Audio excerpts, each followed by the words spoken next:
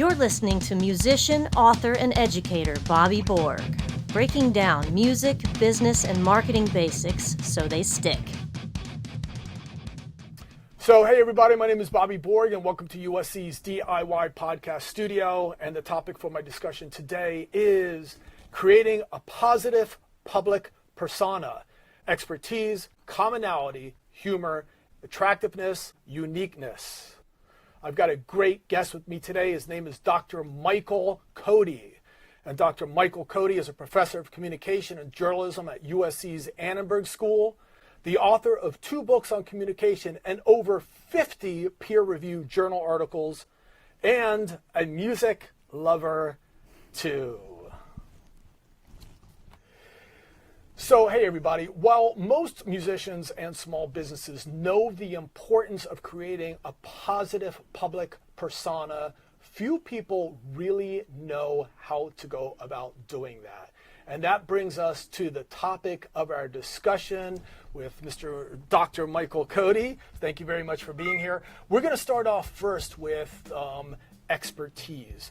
So can you elaborate a little bit on why expertise is so important to creating a positive public persona? Let me begin by talking about strategic self-presentation, which goes back to a guy named Irving Goffman. I think most people have heard about him, this presentation of self in everyday life.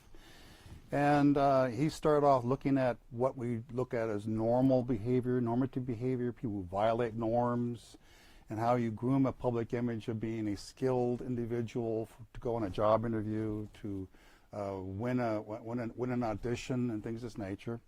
And so over the course of time, because of Facebook and Instagram, we live in a world of strategic self-presentation, especially with the YouTube people out there, YouTube beauty stars, YouTube musicians. And expertise is important because you want to demonstrate that you are skilled, that you have precision in your drum work, precision in your recording abilities. This is all training and in-depth work to be an expert, that you could play guitars and various instruments and somehow better than other individuals. You're the leader of the pack in the field, and we want to follow the advice and recommendations of experts. And so you groom an image of expertise, and it increases your following. Okay. But once you reach a certain point of being the expert, when you go on talk shows and stuff, you also show that you're human. And so, that's actually another point that we're talking about here. Would you say that would fall under commonality then, maybe? Is having something in common with others? Or? Yes. You want to be the expert that all the garage bands want to play like. Uh-huh. Yeah, you want to be the person who's got the unique voice, like a Linda Ronstadt or Roy Orbison or even Elvis, and then a good musician, and people want to admire you, they respect you, they want to be like you. But you don't want to be too distant from them. You don't want to be a living god. You want to be an expert they like and they want to talk to. They'll go out and have lunch with you, all these sorts of things. Sure. So if you're too much of an expert, then it makes them feel uncomfortable, and you're called a self-promoter. Humor. Let's talk about that a little bit. Is that sort of something that can help with a positive public image and yes, or persona? Yeah. People don't understand humor is probably one of the most important elements you add to your public persona. A small amount of humor helps in your marriage. Yes. Women want to date a guy who has a sense of humor. He's not full of himself. He's down to earth. Sure. And we live in a world of self-depreciation humor. You kind of make fun of yourself. Uh-huh. We live in a world opposed to putting other people down. That was like the humor of the 80s. Right. But now you have Anna Kendrick and Tina Fey. Right. They're all using self-depreciation humor. Yeah. And believe it or not, Ronald Reagan was the funniest president we've ever had, and he had said a lot of jokes about his health. Yes, he did. About his age. He's great. And he was a Teflon president. Yeah. He lied, things went wrong, but he was still liked. Yeah. And if a person could just make a witticism or make fun of themselves on the YouTube channel, and when they're recording, when they're talking to people, it really, people remember that. Sure. Yeah. Yeah. So would you say I mean, Beyonce is arguably an attractive woman. Madonna. Would you say that these are things that are important of creating a positive public persona? Does it help? If you're well groomed to be, to have you're in politics, you're a president, etc. I mean, are these things that people should try to strive toward or work toward? In the grand scheme of things. In the grand scheme of things, attractiveness plays at many levels. It's a good You're thing more that likely we're to two comply. good-looking guys, so that we can look good on this camera. Well, right? I'm sure you're better at compliance gaining than me. I try to use my skills as a communicator. I'm a good listener. Yes. But if you're attractive, if you, people want to see you and they want to hang out with you, they'll tune in more.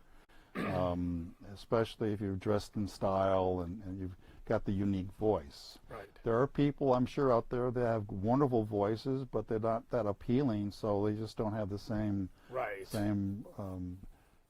same longevity. I mean, just look at Elvis. I mean, when he was young and sexy, boy, God, what a womanizer as well. Yeah. But then as he aged, it wasn't quite the same. Yeah.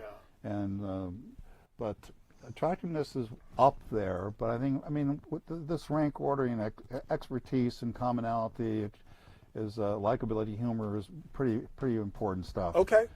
Would you say that when somebody has sort of characteristics that stand out, maybe that this could be helpful? So we brought up people like Bob Dylan. He had a very unique voice, or Freddie Mercury and Queen had a very unique sound. So does this help with their public persona from the perspective of putting them sort of in a league of their own, so to speak? Freddie Mercury would be in a league of his own, right? Charisma, dynamism, work the crowd, right? Incredible voice, incredible uniqueness. But when we talked on the phone about uniqueness the other day, it was also just how some songs just like wow everybody. Right. Like Bohemian Rhapsody. Yeah. When I first heard it, like, that's rock and roll. Is that really going to be successful? And right. Wow. Right. Which just wow. Everyone is like this unique, awesome. Wow, it lives on in history. Yeah. Yeah. And so there's no doubt in my mind that we need to be very creative and innovative to pull in newer people and new sounds, something new, something that they've not heard before. Sure. That would be the winning ticket there. Excellent. So thank you very much. I appreciate this. We're hearing this advice from an expert, and I hope you guys enjoyed this clip. We essentially talked about creating a positive public persona. We broke down a couple key areas: expertise, commonality, humor, attractiveness, and uniqueness.